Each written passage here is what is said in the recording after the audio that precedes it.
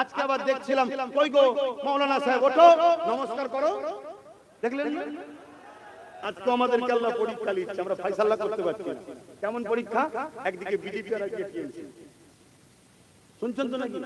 বিজেপিও মসজিদ মাদ্রাসার দুশমন, ইও মসজিদ মাদ্রাসার দুশমন, ও ডাইরেক্ট এ ইনডাইরেক্ট। শুনছেন তো নাকি?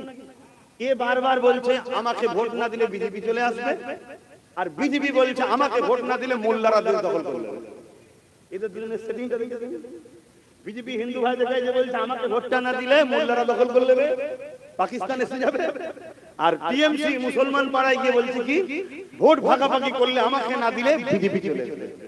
অথচ দুজনই দেশের গাদ্দার, দুজনই দেশকে শেষ করে দিচ্ছে।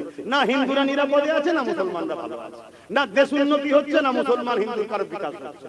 কিন্তু দুজনে কেমন গেম প্ল্যান। তো যাক, আমার হিন্দু ভাইরা কি ফয়সালা দেবে সেটা তাদের স্বাধীনতা, কিন্তু আমার কমকে একজন ধর্মগুরু হিসেবে বুঝাতে পারি তো নাকি? এটা জনসভা না, জনসভা হলে হিন্দু মুসলমান সবাইকে বুঝাতাম। এটা ধর্মসভাতে এখন আমার মুসলমানকে শুধু বলবো, কেন হুজুর হিসেবে এসেছি, নেতা হিসেবে না। যদি বলেন হুজুর তাহলে রাজনীতির কথা বলছেন কেন? হুজুরেরই কাজ তার মুরিদদেরকে রাজনীতি শেখানো। কারণ রাজনীতি করা হালাল, দুর্নীতি করা হারাম। যদি রাজনীতির নামে দুর্নীতি হয়, শোষণ নীতি হয়, আমার মুরিদগুলো জাহান্নামে চলে যাবে। মানে ভাই বাপ মার কথা বলছি রে দাদা, হুজুর আমার কওমের মানুষ, আমার নবীর উম্মত। তার রাজনীতি কাকে বলে, দুর্নীতি কাকে বলে, এটা শিখাবে কারা? হুজুররা, মুলি সাহেবরাই শিখাবে তো, তাই তো নাকি? না হয় রাজনীতির নামে রাজনীতি করতে গেছে, ঝান্ডা হাতে ধরিয়ে দিয়েছে, দিয়ে বলছে ধর্ম যার যার উৎসব সভা, ধর্ম যার যার উৎসব সভা। আজকে আবার দেখছিলাম, কই গো মাওলানা সাহেব, ওঠো নমস্কার করো। দেখলেন না? আমি তো শিখাবো, আমি তো শিখাবো রাজনীতি করতে নেবে যেমন আল্লাহ আকবার বলবি না, নমস্কারও বলবি না। কেন? নমস্কার আমার হিন্দু ভাইদের স্টাইল, আর আসসালামু আলাইকুমটা আমাদের স্টাইল। ওদের রাজনীতি যখন করতে গেছে, সেখানে দেশের মানুষ আছে, হিন্দু আছে, মুসলমান আছে, সেখানে আসসালামু আলাইকুমও বলার দরকার নেই, আর নমস্কার দেওয়ারও দরকার নেই। ওটাই বলবি আমার প্রিয় দেশবাসী, আমার বাংলার মানুষ, আমি তোমাদের ঘরে যদি জিতাও বাসটা ভালো হবে তো, তাই তো নাকি? হাই দেখেন বলছে ঠিক।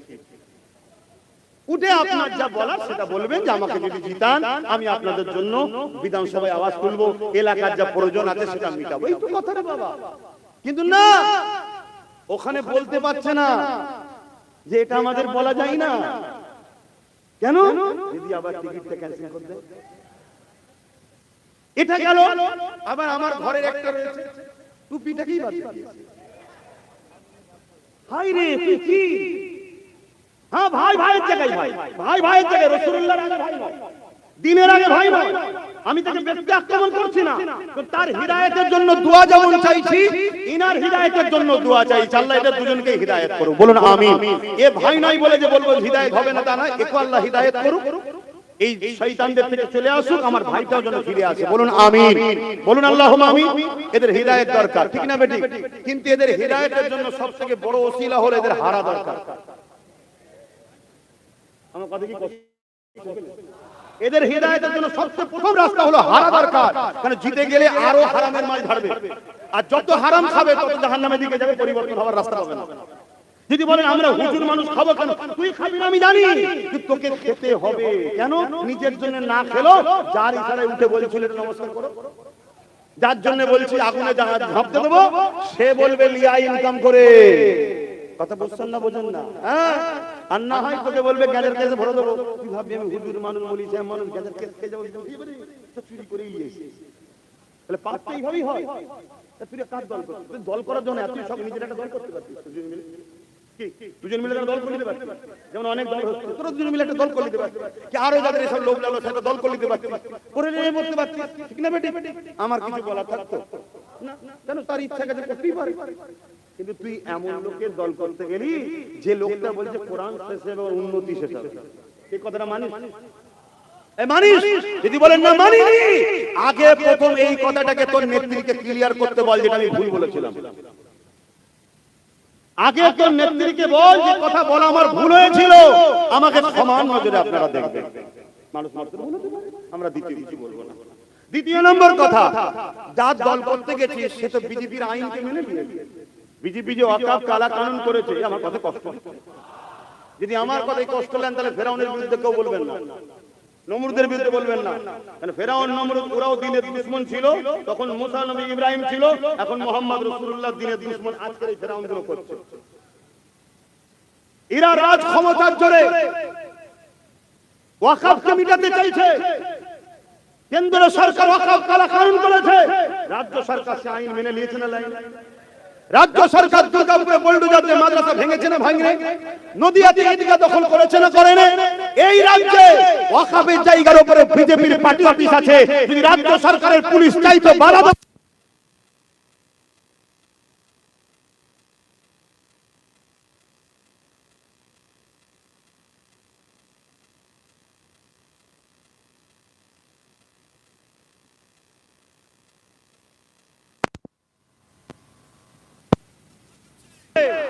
রাগ হলে আমার উপরে রাগ দেখিয়ে লাভ নাই।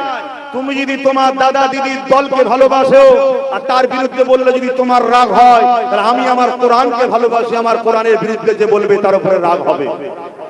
তুমি যদি তোমার দাদা দিদির দলকে ভালোবাসো, তাদের বিরুদ্ধে বললে যদি তোমার রাগ হয়, আমি আমার ওয়াকফ মসজিদ মাদ্রাসা কবরস্থানকে ভালোবাসি, তার বিরুদ্ধে যে করবে তার উপরে আমার রাগ হয়। কোন এমন মুসলমান আছে যে কোরআনের দুশমনকে ভালোবাসে, কোরআনের বিরুদ্ধে গিয়ে তারপরে সে বলবে আমি ঈমানদার আছি? খুব সাবধান হন। এদের জন্য দোয়া করি আল্লাহ এদেরকে হেদায়েত করুক, বলুন আল্লাহুম্মা আমিন। এদের প্রথম স্টপেজ হচ্ছে এদের হারা দরকার। তাই যদি এদেরকে কেউ ভালোবাসেন, এদের চাহানেওয়ালা আলেম উলামা মাননেওয়ালাও যদি কেউ আমার কথা শুনে থাকেন, যদি বাঁচতে চান সর্বপ্রথম এদেরকে হারান। না হয় আগামী দিন এদের দ্বারা, যেমন এক মাওলানার দ্বারা মদের বিলে সই করিয়েছে, জানেন তো নাকি? সেবা সেটা একটা সময় কিন্তু ভালো ছিল, কিন্তু এর পাল্লাই পরে খারাপ হয়ে গেছে, সঙ্গ দোষ, শুনছেন তো নাকি? সেই মৌলী সাহেব আজকে খারাপ হয়ে গেল। তা এরা যদি যেতে, এদের দ্বারা তো এরকম অনেক নোংরা কাজ করিয়ে নেবে। তাই ইসলামকে যদি ভালোবাসেন, দ্বীনকে যদি ভালোবাসেন এবং এদেরকে যদি ভালোবাসেন, প্রথম কথা হলো এদের হারা দরকার। তাহলে আল্লাহ হয়তো এরা যখন হেরে যাবে এদের কাজ দল গুরুত্ব দেবে না, আর দেবে না। একটা শুধু মজা লিবার জন্য নিয়েছে, থাকে না, সেটা চুষে লাও। এর আগে আমাদের পরিবারে আরো অনেকের মজা লিয়েছিল না, এখন তাকেই গাল দিচ্ছে, কেন চুষা হয়ে গেছে। এখন এদের থেকে একটু নিতে চাইছে, যখন দেখবেন হেরে গেছে বলবে হ্যাঁ এইসব ভেড়া জীবনকে কি করতে নিয়েছিলি, বাদ দে বাদ দে বাদ দে বাদ দে। তখন এই বেচারিগুলো আবার সেই বাবারা বাবারা করতে করতে চলে আসবে আমাদের মঞ্চে। তাহলে এদের হারা দরকার আছে না? তাহলে আমি কেন দুশমন? এক কথা বলছি, আমি তাদের ভালো চাইছি। ভাই দেখেন ভালো যুগ নেই না, ভালো কথা বলতে নেই। আরে ওসব নাচ গানের কথা ছাড়ো না, কথা করে ফেলেছে, কি করা যাবে? মৌলী সাহেব মানুষের দ্বীপে ঢোকে, ওসব কথা বাদ হয়ে গেছে, কি করা যাবে? ওর থেকেও ভয়ানক ভয়ানক কাজ হয়ে যাবে। আল্লাহ হিফাজত করুন, বলুন আল্লাহুম্মা আমিন। তো যাই সময় তো কম, একটু সালাম দিয়ে এসআইআর নিয়ে একটা কথা বলবো। কেন এসআইআর নিয়ে মানুষ টেনশনে আছে, তাই তো নাকি? একটা কথা বলবো, একটু সালাম দেন। ইয়া নবী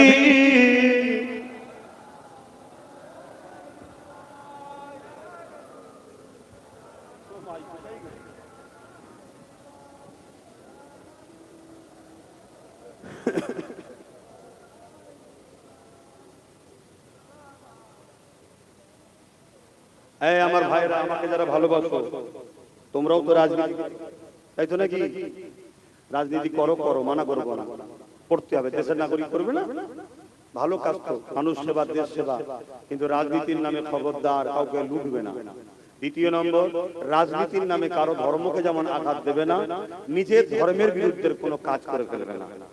আজকে অনেকে দেখছি রাজনীতির নামে ফুর্তি আনন্দ করছে, বাজনা বাজাচ্ছে, খবরদার এমন করবে না। তোমাদের ফুর্তি করতে মন যেচ্ছে, 93 লক্ষ তোমার দেশবাসী বাংলার নাগরিকের এখন নাম নিশ্চিত হয় না, কিসের আনন্দ এত? আর পাশাপাশি এই বাজনা ইসলামে হারাম। আল্লাহ রাসূল বলেছে একটা সময় মানুষের চেহারাকে শুকরের ন্যায় বানরের ন্যায় বানিয়ে দেবে। কারণ কি? তারা এই নৃত্য বাজনা এসব প্রদর্শন করবে, এগুলো নিয়ে হুড়োহুড়ি করবে। সেই জায়গায় এ থেকে দূরে থাকবেন। আমার ভালোবাসার মানুষদেরকে বললাম, যদি আমায় ভালোবাসো তাহলে আমার কথা শুনতে হবে, ঠিক তো নাকি? তুমি কাউকে ভালোবাসো, দল করতে গেছো, ভাই আমাকে তোর ভালো লাগে, তোর হয়ে বেরিয়েছি, তোর মিছিলে যাব, তোকে ভোট দেবো, সব ঠিক আছে, কিন্তু তুই যদি আমাকে আল্লাহ রাসূলের থেকে সরাতে যাস, জুতো খুলে তোর মুখে মারতেও রাজি, তোর সাথে আমি কোনো যেতে রাজি না। আমি স্পষ্ট কথা বলছি, আমি আমার আব্বা আম্মাকে ভালোবাসি আল্লাহ রাসূলের জন্য, আমি সেই ছেলে। আমি কাউকে চিনি না। হ্যাঁ, প্রয়োজন হয়েছে আমি আমার ভাইকে না পেয়েছি। আমার ভাই যদি কোনোদিন ভুল রাস্তায় চলে আমি তাকে ধরি।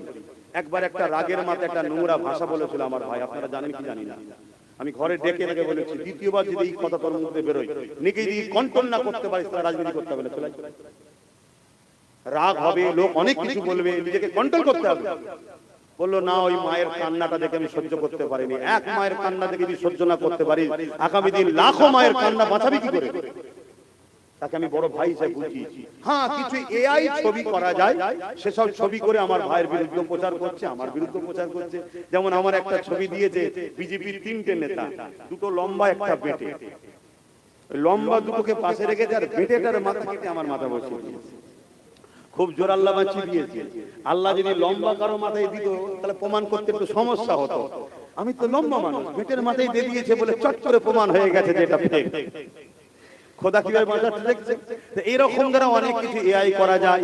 30 সেকেন্ডের বক্তব্য আমার ছেড়েছে, এগুলো আলাদা জিনিস ভাই। কিন্তু হ্যাঁ, যদি অন্যের দেখা দেখি কেউ এই রাজনীতির নামে অন্য কোন ধর্মকে আঘাত দাও বা অন্য কোন ধর্মের উৎসবকে নিজের কালচারের মধ্যে নিয়ে আসো, আমার ভালোবাসার মানুষদের বলবে এটা অন্যায় হচ্ছে, এটা ড্রামা, নাটক। নাটক করা উচিত নয়, মানুষের সঙ্গে ধোঁকা দিও না। তোমার কোনো কিছু নাই, তুমি মন্দিরে চলে গেলে। তুমি মন্দিরে কেন গেলে? তুমি কখনো গেছো না? তাহলে ভোটের সময় গেলে কেন? না, হিন্দু ভাইরা যদি এইটা মনে করে আমায় ভোট দেয়, তাহলে হিন্দু ভাইদের ধোঁকা দিলে তুমি কি ভোট লিবার জন্য তার কাছে গেছো? ঠিক তেমনই কোন মুসলিম যদি মসজিদে চলে আসে, ভাই কোনোদিন এসেছো না? এসেনি। আসলে কেন? না, মুসলমানরা যদি ভোটটা দেয় তাহলে তুমি আমার মুসলিম ভাইকে মসজিদ দেখিয়ে বোকা বানাবো।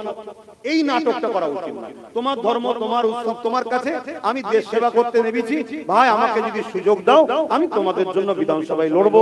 যেমন আমাদের চেয়ারম্যান নওশাদ সিদ্দিকী, সে 5টা বছর ভাঙড়ের মানুষের জন্য, বাকি 15টা কি বলে 11টা বছর জানা হয়েছে, এই 4 বছরে তার 10 গুণ বেশি ভাঙড়ে হয়েছে। 100 কোটি টাকার উপরে খরচ হয়েছে বলছে, শুনছেন তো নাকি? বাকি 10 বছর হয়নি কেন? কথা মাথায় ঢুকছে? তো এরকম যদি কেউ ভালো কাজ করতে চায় করো, অসুবিধা নেই, ইসলামের নিষেধ নাই। কিন্তু রাজনীতির নামে জানো খবরদার এমন কোন কাজ না হয় যেটা অন্য ধর্মের উপরে আঘাত দিয়ে ফেললেন বা নিজেরও ধর্ম বিরোধী কোনো কাজ করে ফেললেন, এমন কাজে জড়াবেন না। এটা এই বলা শিখাবার রাইট আমার আছে না? না, এটা আছে বাপ, তাই আমি শিখাচ্ছি। এ নবী সালাম, ইয়া রাসূল সালাম, ইয়া হাবিব সালাম, সালাবাতুল্লাহ ওরিল আল্লাহ আরবানি, পোহালো দুঃখে রজনী, হইল জগৎ অনুরানী, আমিনা নয়নের মনি, ইয়া নবী সালাম, ইয়া রাসূল সালাম, ইয়া হাবিব সালাম, সালাওয়াতুল্লাহ। ছোট্ট করে একটু এক লাইনে একটু এসে একটা কথা বলবো, দোয়া করে দেবো। সকলে বসেন, তাড়াতাড়ি বসেন, নামাজ পড়বেন।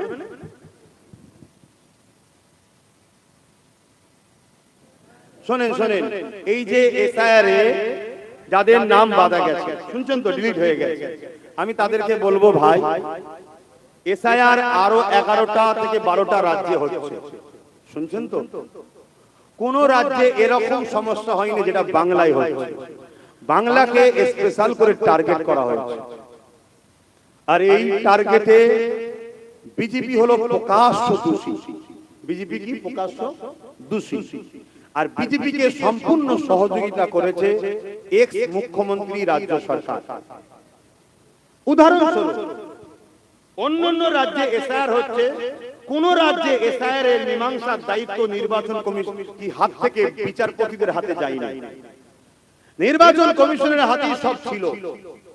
প্রায় 60-65 লক্ষ লোকের নাম এখনো বাকি আছে, তাদেরকে কাগজপত্র নিয়ে দেখা করতে বলছে।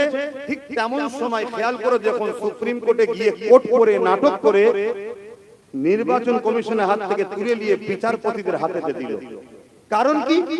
নির্বাচন কমিশনার যাতে ভোটটা ঘোষণা করতে পারে, কারণ নির্বাচন কমিশনের হাতে থাকলে আমরা আন্দোলন করতে পারতাম যে আপনার নাগরিকের ভোটের সমস্যা মিটাই না, আধার কার্ডে ভোটার কার্ডে আপনি ভোট ঘোষণা করলেন তার মানে, কিন্তু তাকে দিয়ে দিল কোথাও বিচারপতির হাতে। আর বিচারপতি বলছে এটা তো আমার কাজ নয়, ভোটকে ঘোষণা করবে না করবে, আমাকে দায়িত্ব দিয়েছে, আমি দেখছি, আমার যেটা সন্দেহ হবে আমি কেটে দেবো, পরবর্তীতে তুমি ট্রাইব্যুনালে যে উকিল টুকিল লাগিয়ে দলিল কাগজপত্র নিয়ে তুমি যাবে, তখন যদি জজ সাহেব মনে করে তুমি নাগরিক তো নাগরিক। এরকম হচ্ছিল না? হচ্ছিল না। কিন্তু মালদায় কোন এক জায়গায় কিছু অ্যাক্সিডেন্ট ঘটাতে পুরো সেটাকে ঘেটে ঘ হয়ে গেল। এখন ঘোষণা শুনছি কি যা হবে ভোটের পরে হবে। আদৌ ভোটের পরে হবে কি হবে না কোনো গ্যারান্টি আছে? এই যে 93 লক্ষ কম বেশি মানুষ আজকে বিপদে পড়েছে, এর জন্য সম্পূর্ণ দোষী কেন্দ্র সরকার। আর সেই সরকারকে সম্পূর্ণভাবে যে বাঁচাতে সহযোগিতা করতে সেটা হলো এক্স মুখ্যমন্ত্রী রাজ্য সরকার। আমার সঙ্গে আপনারা কি একমত হতে পারছেন? যদি না হন তাও বলবেন একমত করা হতে পারছেন, হাত তুলে সাক্ষী দেন। বাস এই যে মানুষকে ফাঁসানো হলো, যে মানুষকে ফাঁসায় সে জালিম না জালিম না। দ্বিতীয় নম্বর চলে আসেন ওয়াকফ, অর্থাৎ ইসলাম ধর্মের ধর্মীয় সম্পদ, মসজিদ, মাদ্রাসা, কবরস্থান, ঈদগাহ, খানকা, এটাকে কেউ যদি জুলুম করে ধ্বংস করে দিতে যায় সে জালিম না জালিম না। কেন্দ্র সরকারি ওয়াকফকে মিটাতে চাইছে না চাইনি, রাজ্য সরকার সাথ দিয়েছে না দেয়নি? জোরে বলো। তাহলে এরা দুজনেই ওয়াকফের বন্ধু না দুশমন? জোরে বলো। দুশমন যে হবে আমার মসজিদ মাদ্রাসা সে জালিম না জালিম নয়? এবারে চলে আসুন রাসূলুল্লাহর একটা হাদিস, এখানে আমার উলামা ভাইরাও রয়েছেন, রাগ না করে চশমা খুলে দিয়ে আসুন। কি ভুল হচ্ছে আব্বাস সিদ্দিকীর বুঝান, কিন্তু মনে রাখবেন বিপদে আমি আছি, আপনিও আছেন। আপনি ফুরফুরাওয়ালা হন, তাবলীগওয়ালা হন, দেওবন্দিওয়ালা হন, বেরেলিওয়ালা হন, আর যে কোনো ওয়ালা হন, বিপদে কিন্তু আমি আপনি উভয় রয়েছি। কেন? কবরস্থান আপনার আমার, মসজিদ আপনার আমার, মাদ্রাসা আপনার আমার, সবটা টার্গেট। তাই মনে রাখবেন ব্যাপারটা বুঝার চেষ্টা করুন। তাই আমি বলবো আল্লাহ রাসূলের মিশকাত শরীফের হাদিস, নবী বললেন কোন মুসলমান যদি অত্যাচারী জালিম জানার পর কোন মুসলমান যদি শক্তিশালী করার জন্য তার সাথ দেয়, ওই মুসলমান ইসলাম থেকে বেরিয়ে যাবে। আমি আবার একবার বলছি, কোন মুসলমান যদি অত্যাচারী জালিম জানার পরও তাকে শক্তিশালী করার জন্য সাথ দেয়, ওই মুসলমান ইসলাম থেকে বেরিয়ে যাবে। যারা এসআইআর এর নামে নিরীহ মানুষকে পেরেশান করছে তারা জালিম না জালিম নয়? এর জন্য কেন্দ্র সরকার রাজ্য সরকার উভয়ে দোষী না দোষী নয়? তাহলে এরা জালিম না জালিম নয়? যারা ওয়াকফকে মিটাচ্ছে কেন্দ্র ও রাজ্য সরকার, এরা জালিম না জালিম নয়? জানার পরও কেউ যদি এদেরকে ভোট দেয় তার মানে শক্তিশালী করার জন্য, তারা ইসলামে থাকবে না বেরিয়ে যাবে? রাসূলুল্লাহর হাদিস। আর যে বেরিয়ে যায় তার নামাজ, তার দাড়ি, তার টুপি, তার মুফতি, তার মাওলানা, তার বক্তা, তার হুজুর, আর কিছু রইল? একটু মাথা ঠান্ডা করে কাজ করবে। রইল এবার এই কথা, রইল বিজেপি চলে আসবে। বিজেপি আসার জন্য সবথেকে বেশি সহযোগিতা এই বাংলায় যিনি করেছেন তিনি রাজ্য সরকার। কেন 15 বছর আগে এই বাংলায় কোনো বিজেপি ছিল না, ইনি বিজেপিকে এনেছে, খাল কেটে কুমির এনেছে। এক। দ্বিতীয় নম্বর, সে যেভাবে মুসলমানদের নামগুলোকে বাদ দিচ্ছে প্রতিটা বিধানসভায়, তাহলে আপনি যদি 20%, 20,000 মুসলমান, 30,000 মুসলমান ভোটই দিতে না পারেন, তাহলে আপনি রুখবেন কি করে? কিন্তু 2021 আমি বলেছিলাম যে চেয়ারের একটা পায়া তৈরি করো। আজকে যদি এই সরকারকে তুমি 2011 200 কি বলে 150টা কি 140টা দিতে, আর আমাদেরকে যদি 40, 50, 60, 70টা দিতে, কম বেশি যারা ছিলাম আমরা, তাহলে একসাথে সরকার হতো না? হতো না? তাহলে এই সরকার কি এই জুলুম করতে পারতো? অতএব বোঝো এখনো সময় আছে। হাড়ুয়া হোক, বাদুরিয়া হোক, দেগঙ্গা হোক, বসিরার উত্তর হোক, ভাঙর হোক, মিনাকা হোক, ক্যানিং পশ্চিম হোক, ক্যানিং পূর্ব হোক, এই যে কোনো ভাবো আমডাঙ্গা হোক, অশোকনগর হোক, এই সব জায়গায় একদম বুঝতেই তো পারছেন আবহাওয়া সব উল্টো চলছে। তাহলে এই জায়গায় আপনারা যারা এদিক ওদিক আছেন, আমি বলবো এদিক ওদিক না করে কমসে কম ভাবেন যদি আমাদের হাতে 15-20টা থাকে, তাহলে লড়াই করার একটা জায়গা থাকবে। একটা ছেলে যদি এতটা লড়াই করতে পারে, এইটা একটু মাথায় রাখার জন্য আপনাদেরকে বলার অধিকার আছে না? একটু অধিকার নিয়ে বলে গেলাম। বাকি দুটো বিষয় বললাম, সেটা হলো এসআইআর করে যে মানুষকে শেষ করছে যারা, আর যারা ওয়াকফকে মিটাচ্ছে, জালিমকে ভোট দিলে, জালিমকে শক্তিশালী করলে আল্লাহ রাসূল বলছে ইসলাম থেকে বেরিয়ে যাবে। একটু মনে রাখবেন। তাই আপনি হয়তো কাউকে ভালোবাসেন, আজকে সে কিছু ভুল করে ফেলেছে, আপনি ভালোবাসা ঝুঁকে পড়ে তার পক্ষে দাঁড়িয়ে সোশ্যাল মিডিয়ায় কথা বলছে, আপনি আপনার ভালোবাসাকে আরো পাকে পুঁতছেন। আমাকে যদি সত্যি কেউ ভালোবাসে, আমার যদি ভুল হয়, সে আমার হয়ে হাওয়া যদি দেয়, তাহলে জানবেন সে আমার দুশমন। আর সে যদি আমায় সত্যি ভালোবাসে, সে আমায় বুঝাবে যেটা আপনি ভুল বলছেন, তাহলে জানবেন সে আমার উপকার করলো। আজকে যেভাবে আমার অখাপ, আমার মুসলিম সম্প্রদায়কে বিশেষ করে টার্গেট করা হয়েছে, পাশাপাশি এসসি এসটি ভাইয়েরাও বিপদে, হিন্দু সমাজের বড় একটা অংশ গরিব মানুষ বিপদে, সবটাকে খেয়াল করেই আমাদের চলতে হবে। যদি অনেকে বলছে যদি আমাদের সঙ্গে আপনাদের মনে হয় যে সাথ দিতে অসুবিধা হবে, তাহলে আমি বলবো বিগত দিন যাদের সাথ দিয়েছিলেন তারা আপনাদের জন্য কি করলো বলে, কি করেছে বলে। সেই জায়গায় আমরা তো বেশি কিছু বলছি না, আমরা শুধু ডিফেন্স করার মতো একটা শক্তি আমাদেরকে দেন, একটা ডিফেন্স করার মতো শক্তি নিজেদের হাতে একটা রাখেন, এটা দরকার আছে না নাই? কেন বাই চান্স যেমন আজ ঠকালো, এসআইআর হতে দেবো না, আমার লাশের উপর দিয়ে হবে, হইয়ে দিল। ওয়াকাফ আমাদের ব্যাপার নয়, দিল্লি চলে যাও আন্দোলন করো বলেছে তো নাকি? তাহলে আপনাদের তো দিন এসছে, বলবেন তো দিল্লি চলে যাও, বলবেন না? সেই জায়গায় এই যে ফাঁসিয়ে দিল, আজকে বলছে নাকি এনআরসিতে কাউকে ক্যাম্পে যেতে দেবো না, তো এ যা না বলে সব হ্যাঁ হয়, তাহলে কাল আপনার হয়ে লড়বে কে? যদি সেই জায়গায় যদি আপনার পাশে নবী বংশের আওলাদ, দাদা পীরের আওলাদ, নওশাদ ও তার সাথে 15-20টা যদি থাকে, লড়াই করার একটু হলেও তো লোক পাবেন নাকি?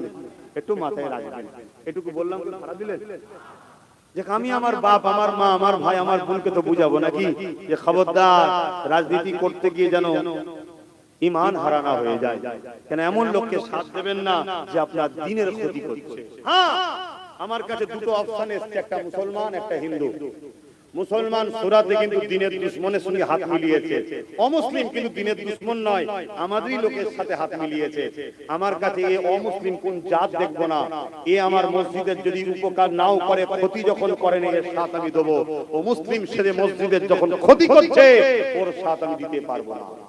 কথা কিছু মাথায় ঢুকছে? কারণ রাজনীতি আমি চাই না আমার মসজিদ নেতারা করে দিক, আমার মাদ্রাসা নেতারা করে দিক, ওর জন্য আমরা আছি না নাই, কিন্তু আমি এটা চাই আমার মসজিদ মাদ্রাসার ক্ষতি যেন করো না। তাই তো নাকি? তুমি রাজনীতি করছো, রাজনীতি করবে যাও, মানুষের রুটি শিক্ষা স্বাস্থ্যের কথা ভাবো, আমার মসজিদের তোমাকে ভাবতে হবে না, বিরোধীও করতে হবে না। কিন্তু তুমি তো ভাবলে না, উপরন্ত নিউ টাউনে আমার জায়গায় আমি মসজিদ করছি, তুমি করতে দিলে না এখনো, আর তুমি রাজকোষের টাকা দিয়ে সেখানে ধর্মস্থান তৈরি করছো। এটা কি তুমি ঠিক করছো?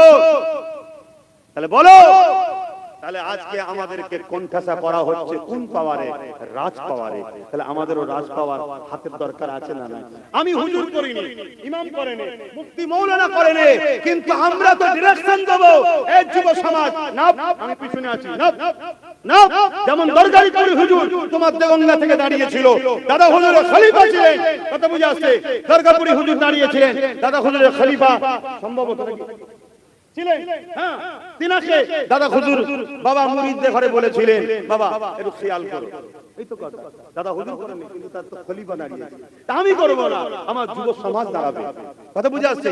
আমার ভাইকে ডাইরেক্ট দিয়ে দিয়েছি, যা তুই যা, কেন আমি একটা অন্য জগতে চলে গেছি, তুই যা। কথা বুঝে আসছে না নাই? মনে রাখবে, আমাদের হাতে যার উপরে পাকড় থাকবে, যাকে আমরা ধরতে পারবো, যদি কোনো উপকার হয়, কোনো অসুবিধা হয়, তার দ্বারা আমি তো করে দিতে পারবো। ঠিক তো নাকি? আজকে কোনো লোক বিপদে পড়ে গেলে আমার কাছে আসলে, নওশাদ যদি নাও পাই, আমি সঙ্গে সঙ্গে ফোন করে বলি, এই সমস্যাটা হয়তো দেখে দিবি, তো ও সঙ্গে সঙ্গে দেখে দেয়। তাহলে এইগুলো আপনারা বুঝবেন। আপনাদের এলাকায়, আশপাশে, এটা কি এলাকা? হাড়ুয়া, দেগঙ্গা, এই যে দেগঙ্গা, হাড়ুয়া, বসিরহাট, উত্তর, এইসব এলাকায় যদি আমার ভালোবাসার মানুষ যারা, যাদের উপর আমার কথা চলবে, তাহলে কিছু হলে আমি তাকে বলে করে দিতে পারবো। এগুলো মাথায় রাখবেন। তো যাক, আগামী দিন হয়তো এই নাগরিকত্ব পেতে গেলে কি লড়াই হবে না হবে, সেই লড়াই তো করতে হবে। কেন 93 লক্ষ লোক তো চারটিখানি ব্যাপার না। আমি আগেও ছিলাম, আজও আছি, লড়াই যত বড় হোক করতে হবে, কিন্তু মনে করি প্রশাসন আমাদের সামনে বাধা হয়ে দাঁড়াবে, তাই তো নাকি? প্রশাসন যাদের কথা শুনবে, সেরকম কিছু লোক যদি আমাদের হাতে থাকে, তাহলে লড়াইটা একটু জোর হবে। এটা ভাবার যদি হয় ভাববেন, না বাবারা আমি কি করতে পারি। সংক্ষেপ সময় অনেক কিছু বললাম, আবার একবার বলি, যাদেরকে আমরা ভালোবাসি তারা ভুল পথে চলে যাচ্ছে, আল্লাহ তাদেরকে হেদায়েত করুক, বলুন আল্লাহুম্মা আমিন। তাদেরকে যদি ফিরাতে চাই সবচেয়ে বড় বিষয় হারা দরকার।